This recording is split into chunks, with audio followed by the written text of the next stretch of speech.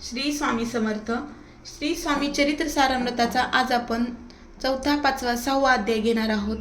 श्री स्वामी चरित्र सारामृतासाठी मी श्री स्वामी समर्थ सेवा व आध्यात्मिक विकास मार्ग दिंडोरी प्रणीत ग्रंथ वापरत आहे. चला तर सुरुवात करूया 4थ्या अध्यायाला.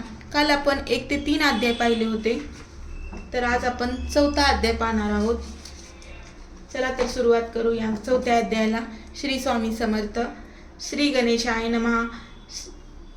स्वामी नामाचा जप करिता चारी पुरुषार्थ येती हाता स्वामी चरित्र गाता ऐकता पूर्णावती चुकेल. गत अध्यायाच्या अंती अक्कलकोटी आले येती नप्रया दर्शन घेती स्वइच्छेने राहिले ते यापुरी. चोळप्पाचा दृढ भाव घरी राहिले स्वामीराव हे तयांचे सुकृत पूर्व नित्यसेवा गळे त्याते.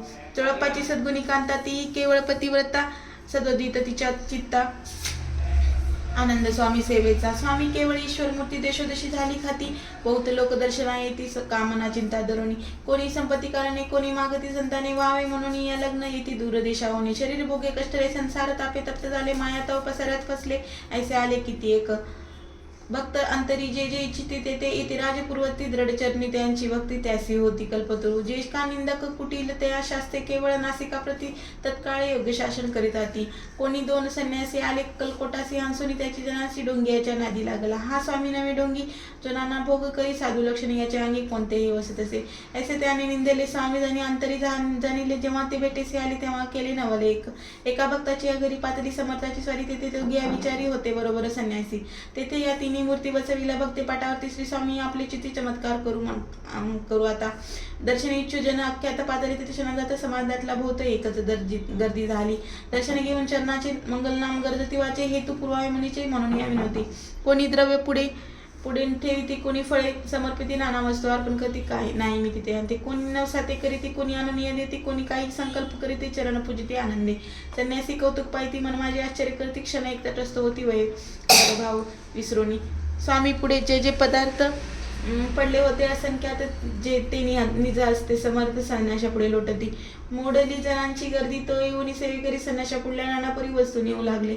समर्थाने त्या दिवशी सबस्पर्श न केला अन्न दोकासी सूर्य जाता असत 40 तेजून या उठले. दोघे संन्यासी त्या दिवशी का राहिले केवळ उपवासी. रात्र होता त्यांचे अनदोक वर्ज असे. जे पातले करू छळना त्यांची झाली विटंबना दयावया कुत्सित जना अवतरले येतीवर.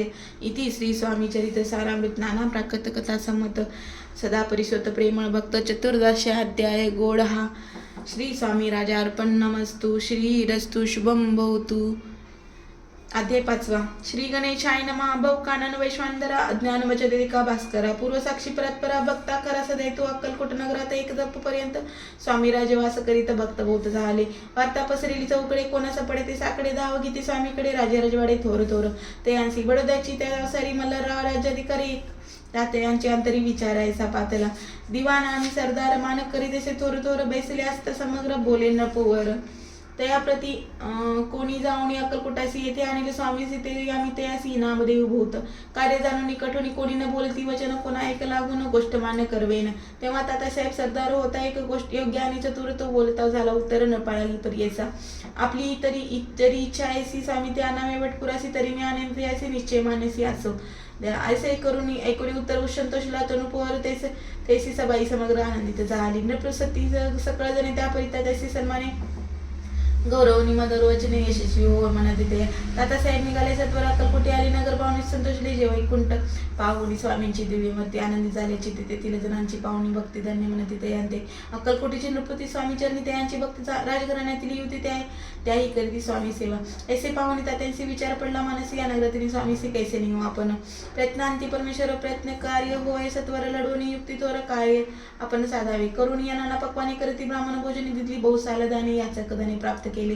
त्या स्वामीची या पूजेप्रती नाना द्रव्य समर्पती जेणे सेवेकरी संतुष्ट होती ऐसे करीती सर्वदा.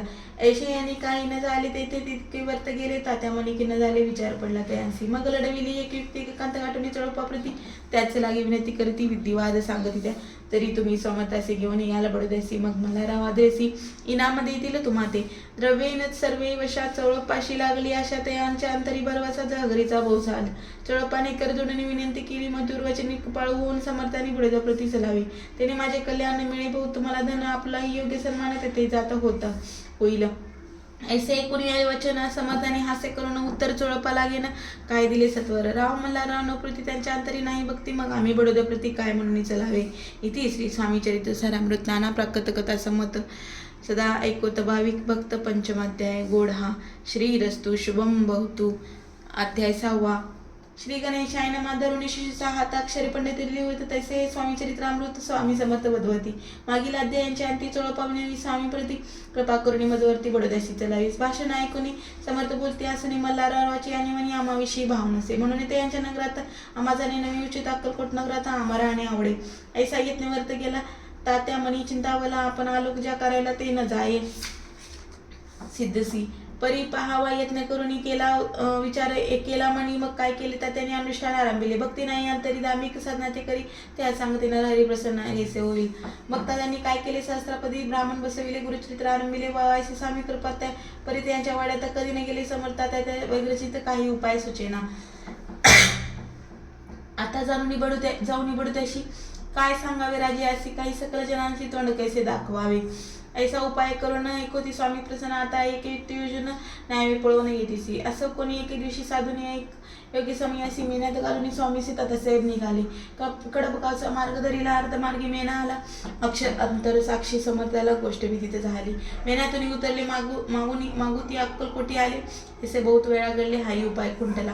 मग पुढे राजवाड्यात जाऊन राहिले समर्थ. तेव्हा हा उपाय कंठट टेकिले हातात त्यांनी. मग अपयशात घेऊन बडोद्याचे आले परतुनी संस्कार समर्थ कृपा भक्ती वाचुनी आणि उपाय न होय. परी मल्हारराव प्रति प्रयत्न आरंभित पुढती सर्वत्र असे विचारे ती कोण जातात स्वामीकडे. तेव्हा मराठा उमराव यशवंत त्यांचे नाव नपकाराचे धरुणी आहो आपण पुढे झाला. तो येऊन अक्कलकोटी घेतली. समर्थाची भेटी वस्त्रे अलंकार सुवर्णदादे स्वामी पुढे ठेवत. ती पाहुणी समर्थाला तेव्हा अनिवार्य क्रोध अनिवार्य झाला. यशवंता पाहुणी डोळा काय तेव्हा बोलले, अरे बेडी आणोनी सदवर ठोका यांच्या चरणी ऐसे त्रिवार्थ मोठ्यानी. समर्थ क्रोधे बोलले. क्रोध मुद्रा पाहून यशवंतराव भ्याला मणी पळाले. तोंडचे पाणी लटलता कापू लागला. मग थोड्या दिवशी आज्ञा झाली यशवंताशी सत्वर यावी बडोद्याशी तेथील कार्याशी सोडून. साहेब अविष प्रयोग केला मल्हाररावाशी आळाला त्या करत्या माझी यशवंताला गुन्हेगारच लेखिले. ह्या हाती पायी बेडी पडली. स्वामी वचनांची प्रचिती झाली. अघटित लीला दाविली ख्याती झाली सर्वत्र. इति श्री स्वामी चरित्र सारामृत नाना प्राकृत कथा संमत सदा भक्त परिसोत. 6 अध्याय गोढा. इति श्री स्वामी चरित्र सारामृत 6 अध्याय समाप्त. शुभम भवतु. श्री स्वामी समर्थ. श्री स्वामी समर्थ.